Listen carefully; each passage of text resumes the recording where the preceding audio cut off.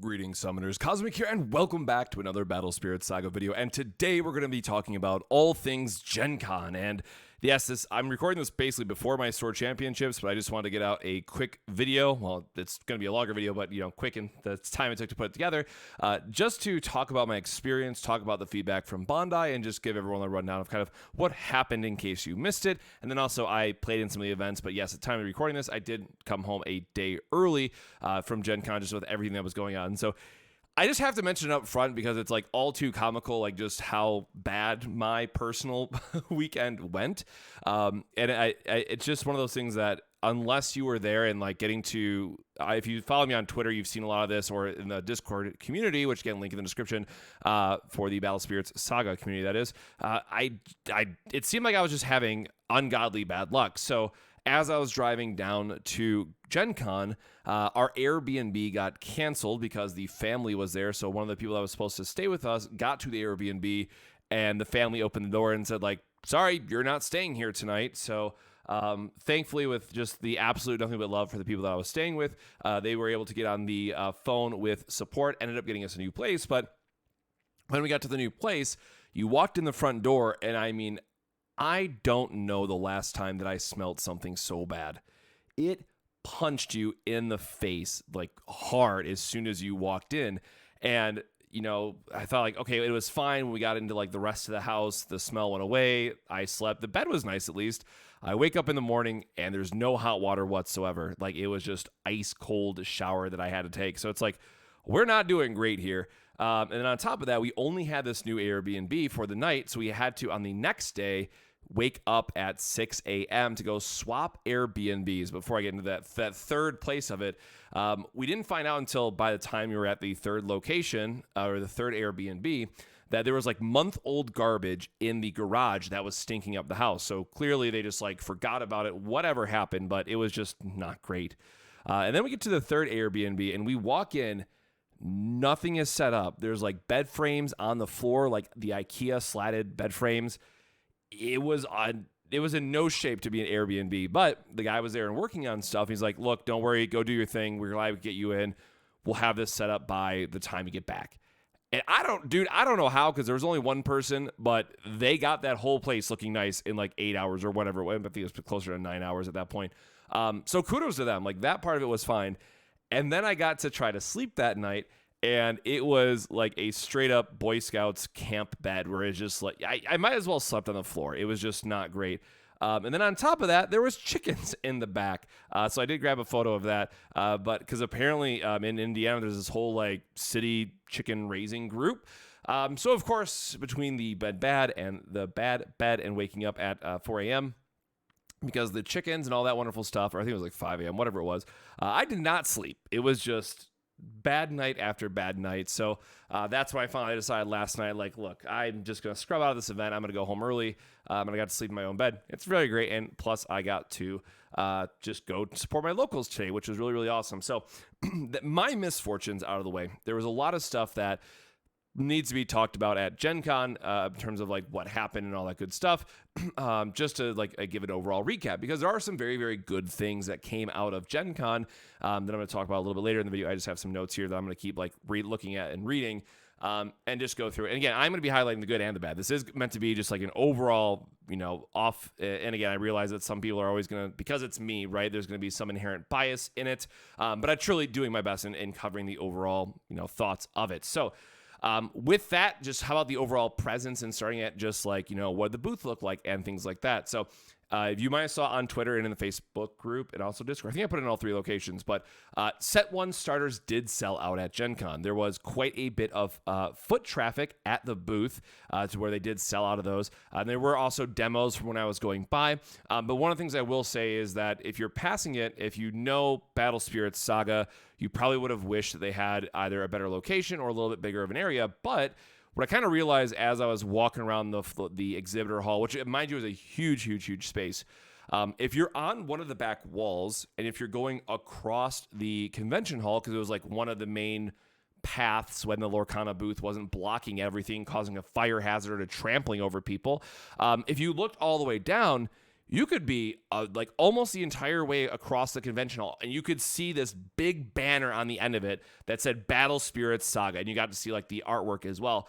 So that was really cool, like the positioning of it. If you're walking down that one aisle of Gen Con, you pass it every single time. And then also like on the far right side where it was at, because it was by like Wormwood Table and stuff like that, I think it was also good just for overall foot traffic, and it was in close proximity to the Star City Games booth, spoiler, so a good amount of Magic player traffic as well. So overall, like, you know, it was okay. I think it definitely could have been a little bit more robust of a display in terms of just like space it took up, and I would have liked to see a little bit bigger of a demo table.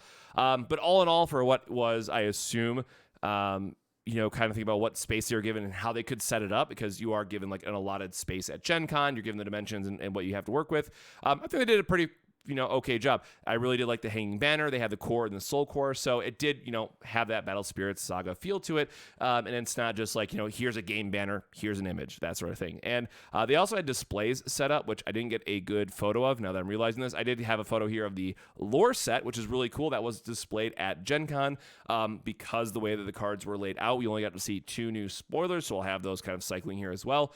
And I'm quite excited. So the lore set itself is going to be quite nice and giving us more things to play with, but also just, I love the full art that they're doing of the cards. Like every single card is full art, and it's not going to come through in a picture, and I really couldn't get a good video of it, but they are gold stamped bordered cards, which I absolutely love. I know that when we saw the framing originally at the Pro Tour, it was like, why are they changing the framing? What does this look like? But for the overall aesthetic that they're going for, on top of the gold stamping texturing detail that they've added to it, it pops off kind of hard, right? Like, we still don't know what all the, well, we have 6 of the 10 cards revealed at this time. So we still don't know the other 4. We know that based on the picture I took, like, one's a Nexus. I think there's 2 more spirits and 1 spell is what I think it is, if I remember correctly. And it looks like a fun little mini set. It looks like it could be its own like little mini deck because of how the cards interact with one another. But of course, like the yellow spell that we got is just going to be insane for what it can do, and that's going to be a huge pickup for yellow. So obviously, I'm very excited. But again, just kind of wrapping up thoughts about like the Gen Con area and like this first bullet point that I have. It was pretty easy. Like it's because of the exhibit hall area, because of the vendor hall area, because of the banners that were outside where people like were walking towards the food trucks. Bandai had a very good display for all of their games this weekend. Now, obviously, the other 3 are big IPs. They don't need as much love, but it was really nice to see all 4 of the games put together and have all these displays kind of spread throughout Gen Con, where people were likely to see, very likely, I guess I should say, to see it at one point or another, unless like you didn't eat and didn't go into the event hall sort of thing, right? Like you saw Battle Spirits Saga, so I'm very happy about that. Going on from there, we'll talk about the Gen Con tournaments. Now, I have tweeted these out, and I did put them on my YouTube community tab or whatever it's called again, where we have the first and second, or I try to do top 3 if there was an interesting list. And there was a lot of drops. Let's just be blunt about it up front.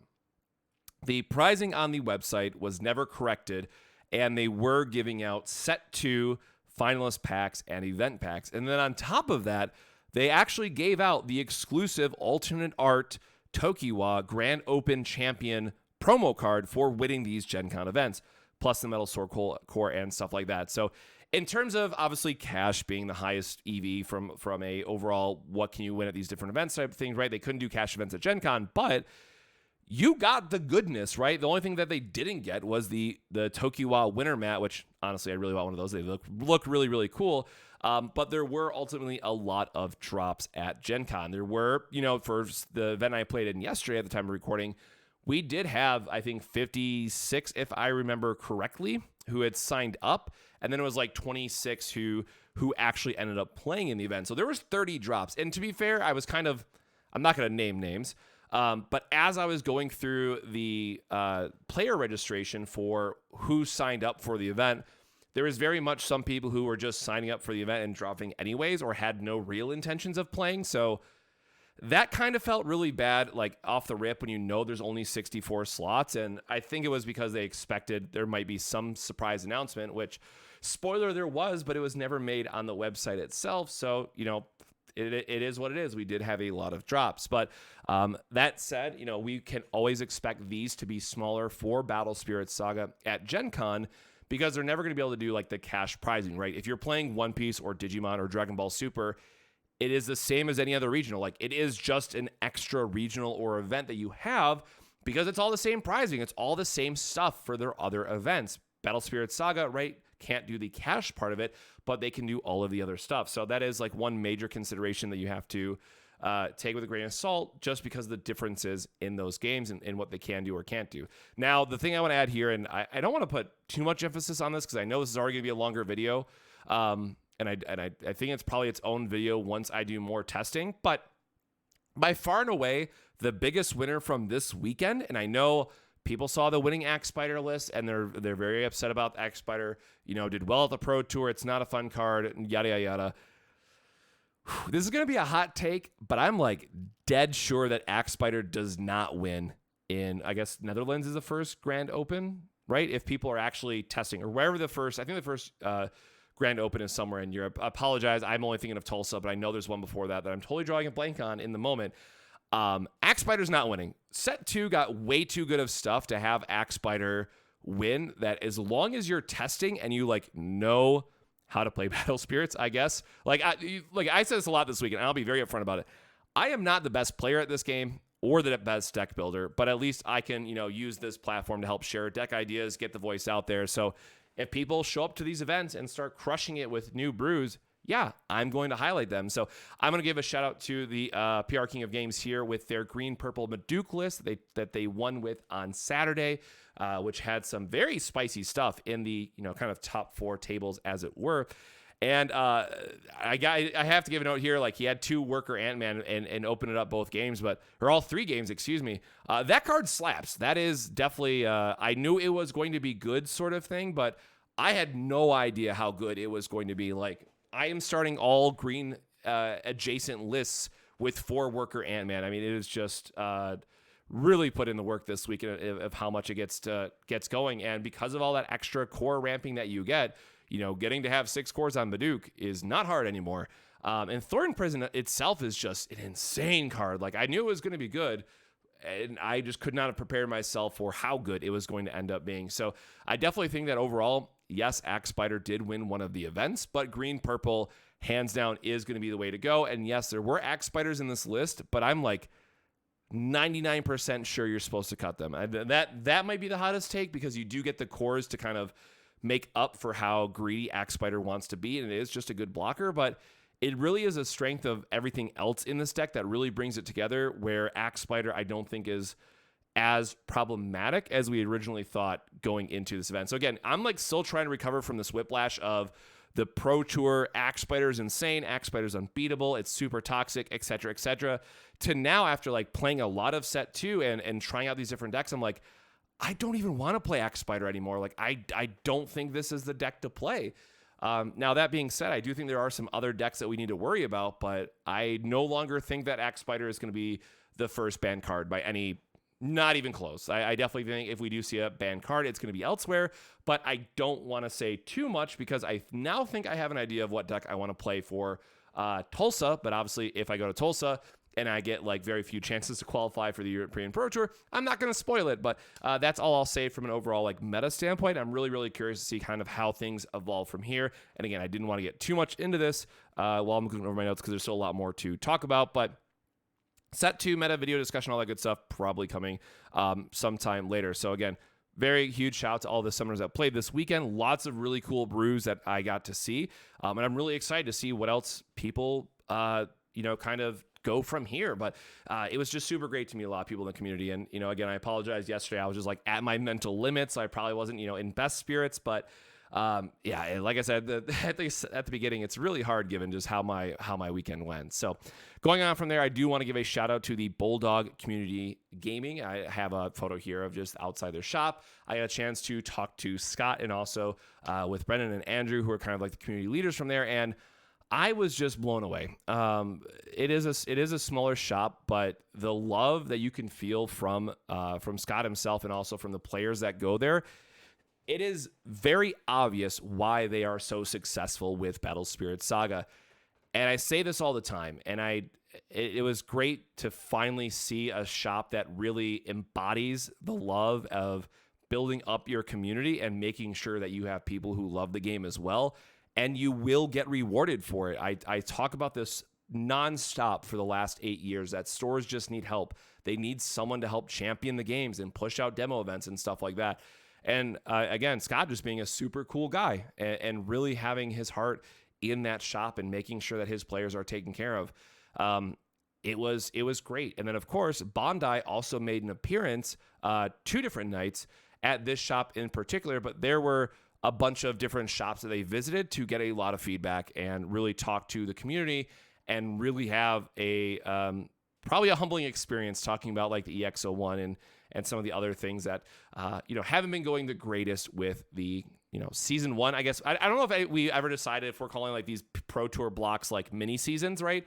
But for season 1 or set 1 meta, right? There was definitely a lot of improvements, but again, huge shout out to Bulldog Community Gaming. They got a lot new players interested, and it really just goes to show that if you are dedicated, if you are willing to put in the work, you can build a scene. And obviously, it really, really helps if the owner or people who work at the shop are also passionate about growing the game. But it was super great to see, and I took another photo like for everyone else that came out. It was super, from not only the local community, but then also people who were in town for Gen Con. Everybody came out to celebrate Battle Spirits Saga, and it was super, super cool. Now, that said, let's get into the actual Bandai feedback part of this. Huge disclaimer up front. This is I gotta put all of this disclaimers. Nothing is confirmed. Everything is technically heard indirectly from Bandai. Nothing is set in stone, etc., etc., etc. Take everything that I'm about to say with a grain of salt, because all of it could change or none of it could change. Who knows, right? And obviously, there are even more things that they discussed at various locations that we can't talk about, that I do not even have full insight on. So I won't even speculate on how some of those conversations went. So that said, for those that don't know, Bandai was very, very serious about getting feedback both at Gen Con and then also those surveys. They said in person, I guess one more disclaimer I got to add. Yes, I know no matter what, because I've been doing these videos so long and because I've been doing a lot of things for Battle Spirits Saga, I realize that it is impossible for me not to come across as some shill for Bandai. Again, I'm technically not paid for any of these videos for them. I'm not in some sort of content creator, ambassador, getting sweet promos like Flesh and Blood or anything like that. I am just someone who loves the game, and Bandai, does, I guess they follow me on Twitter, right? That's the excitement of it. And obviously I do get, I did cast the Pro Tour, right? But it's not like some official program. It's just, they recognize me as someone who loves the game, and they obviously want to see it grow. So they do lean on the channel from time to time. So all those disclaimers out of the way of just, hopefully people are decent and just kind of take this very open and honest video for what it is. So Bandai went around to a bunch of stores, and they got a lot of feedback at Gen Con, and they did say multiple times that they do take the surveys very, very seriously. If you want to see changes in the game, you have to fill out these surveys. They read every single one. Yes, even the bad ones. So please make sure you are being very open and honest while giving critical feedback in filling these out. I've said this a dozen times by now, and I'm going to keep saying it. But there was one point that was very clear from all the events and shops and people that Bandai talked to. They are very, very clear on making Battle Spirits Saga successful. And this is where I have to add in my own 2 cents. I've said this multiple times. This is Bandai's baby. They care about this game the most. It is their own IP. They can do whatever they want with it, and they are going to listen to community feedback and make changes. They need this game to succeed. The one other thing that I can't talk about too much, and I will forever kick myself for not just dropping out of the event and going to join it, but when we were playing in the Saturday event, Bandai was actually doing small focus groups, which of course then people had to sign NDAs for and all that good stuff, about what feedback they could give for either current or upcoming projects that they were working on. And of course, I scrubbed out of the event. I did not get first place, so I didn't get my soul core, which I was trying to get. And so I missed out on this great opportunity, which really bums me out. But then again, even if I was going to it, or could have gotten to go to it, I wouldn't have been able to talk about anything. So kind of a double-edged sword that I'm kind of lucky I didn't go to it, because it probably would have been really hard not to talk about. Again, not that I'd break an NDA, but I'm sure there's very exciting stuff coming that more people want to talk about, right? So they were very serious, again, for going around the shops, having a bunch of people fill out surveys, and then also from these small LED focus groups. Going on from there, one of the other things that got brought up and kind of ties into both of these next items were collabs. So there was a lot of conversations about things like Ultraman or Godzilla or Elden Ring, and they wouldn't say too much one way or another in terms of which collab we may or may not get next, but it is very much something that is on their radar. However, huge disclaimer, there does seem to be also this internal discussion at Bandai that they are very, very focused on the lore. And apparently more than I even gave credit for, that they want to stay true to it. So they don't want to do a full collab set if it breaks up the lore. So this is something that they must be planning out, 4, 5, 6, 7 sets ahead to get an idea of where this lore wants to go, which also makes sense for the 30-page lore book that we're getting in Ancient Heroes, because that's apparently supposed to help combine the story from the first 3 sets and then also set up what's to come in the following sets. So there is a lot of thought and love that's being put into the lore of the game, and they want to feel like they're not just abandoning it right out where they go, hey, here's a collab set, here's a bunch of Gundams, right? Like, what do you do with that from a lore perspective, right? And sure, you could be cheeky where like, the Void Lords caused a great disruption that opened up a rift to another dimension. Like, nobody likes that, right? There's obviously cheap ways that you could do it, but if we do see a collab set, hopefully it is just kind of its own standalone thing. But what was also really interesting is that, set 3 apparently is going to be getting some type of collab. It was hinted at. It'll probably be a buy a box promo, so go wild on your speculations. That's all I can say about that. I have no inside information. But obviously, set 3 needed something, so hopefully that is... I don't think it was confirmed, but something that they were talking about, and I really do hope that does stick, because set 3 does need something to get some more boxes moved after what we're seeing with the set 2 format, as it were, the boxes, as it were. And then from there, they were just talking about like product feedback and whatnot about the EX sets. Apparently, were not well received by anybody, and honestly, it was quite understandable and expected. The price point was too high. The booster packs being in them drove up prices, which wasn't really needed. I think if they want to do this in the future, it's like you put in one pack, right? Or you make it a way to where you have 20 unique cards, and then maybe at that price, you find a price point that's better that way because you have so many of them in there. I get it. It's a very tough spot to focus on in terms of what makes sense for stores to hold so that they can sell the product, but also not having something so expensive that players don't want to buy it, like EX01, because it had so many packs in it. So it'll be very curious to see how that happens going forward. And then the last thing I'm going to mention here is, yes, there were some rumors about the anime coming back. So for those that don't know, Battle Spirits has a very long-running anime series in Japan, and is pretty well received over there, all things considered. It is. So I've watched only Burning Soul, to be fair, and some of Mirage, I think it's called, and it's okay. It's a card game anime. It's fine, right? Like it is just very okay. And maybe this is just me as someone who doesn't like card game. I shouldn't say doesn't like, but I'm not like, oh my god, card game anime. They do it really, really well, sort of thing, right? It's always going to be focused on like the battles and stuff like that.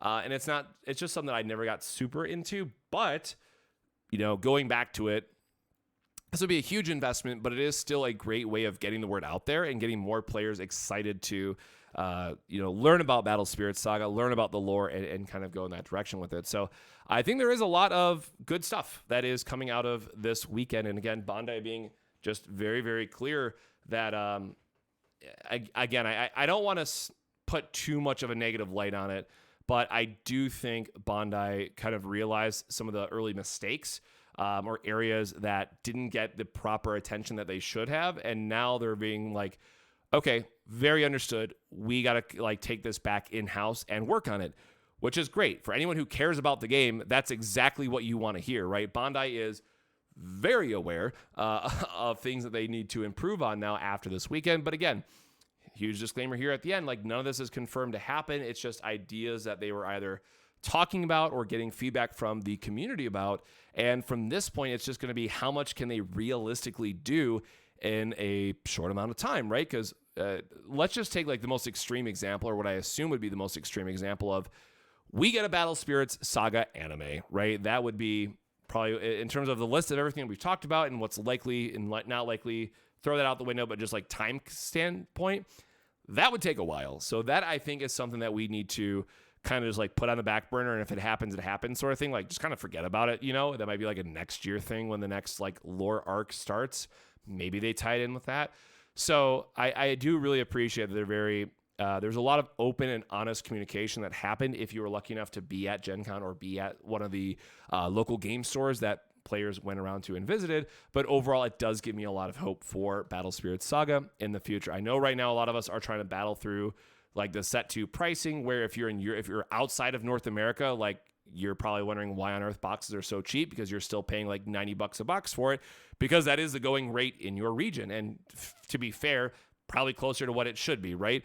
So there definitely needs to be a little bit of a market correction that's happening from this point. But keep in mind, with Bandai games, you always have to pre-order like 6 months in advance. So this is stores just catching up on it who might not have a community dedicated to playing at their store. But again, I really have to give another huge shout out to the Bulldog Community Gaming store, because they really did a great job at embodying, if you care about the game and if you can get local champions to support the game, you are going to be successful with Battle Spirits Saga. Period. And no further discussion. It is a good game with good organized play, even if it's not highlighted as much as we would like, and players will find a way to it. But it does take you and I, the community, to get ourselves in a spot like the Bulldog Community Gaming Store to boost it up and have players who are excited to play. I have no doubts in my mind whatsoever that if Bandai is true and fixes some of these things that they got a lot of feedback on this weekend, that Battle Spirits Saga will be successful if they continue to improve on these things. That's what I was trying to say.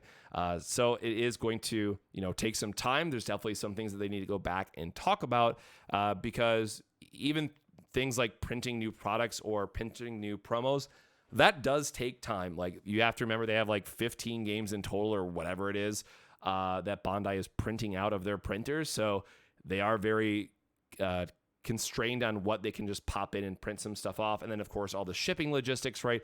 It takes time to get stuff out of Japan. That's just the nature of the beast, as it were. So I definitely, again, feel very confident that they will put this game into a better spot going forward. But it is going to be a rocky 6 to 9 months for the game. That's just flat out honest of how it's going to be, right? And I really do hope that I don't think there's been a lot of, because I didn't get the chance to talk to them directly, and I don't know if how much yet of the paper that I sent over got to Bandai directly, but I do hope they'll also reconsider what organized play looks like from a region to region basis, because ultimately I think we are going to see lower attendance numbers at Pennsylvania and Oklahoma because of what the structure looks like and because it qualifies for the European Pro Tour. Even if you win $7,000 for first, which is really cool, you're probably not going to the European Pro Tour, which then the European Pro Tour has lower numbers, and that's not exciting, right? I think we just really need to find good TOs for the other regions, hype them up, give them good structure to build upon, and the game can thrive that way. So with that, that is my kind of Gen Con roundup, as it were. Just want to get out a quick video. Again, not as quick as I'm looking at the time now, but really just want to get all my thoughts out there again for those who couldn't make it to the event, kind of how Set 2 is evolving and all that good stuff. So, of course, I am probably going to need a day or two to recover from Gen Con, as well as just figure out a lot of stuff. I got to kind of snap back to reality, because the last 3 weekends I've been traveling nonstop for Battle Spirits Saga, with the road tour to the Pro Tour, now Gen Con, and then next weekend I'm doing Shadow vs. Evolve stuff in Lansing, if I remember correctly, which is like another hour and a half travel for me, one way. It's been busy. But again, I truly do love Battle Spirits Saga, and it did give me a little bit of faith restored, as it were, about all the good stuff I was hearing from this weekend. Again, not all of it I could talk about in this video, but I hope you are also excited for all things Battle Spirits Saga. So with that, my friends, stay safe, stay hydrated, and I'll see you in the next video. Cheers.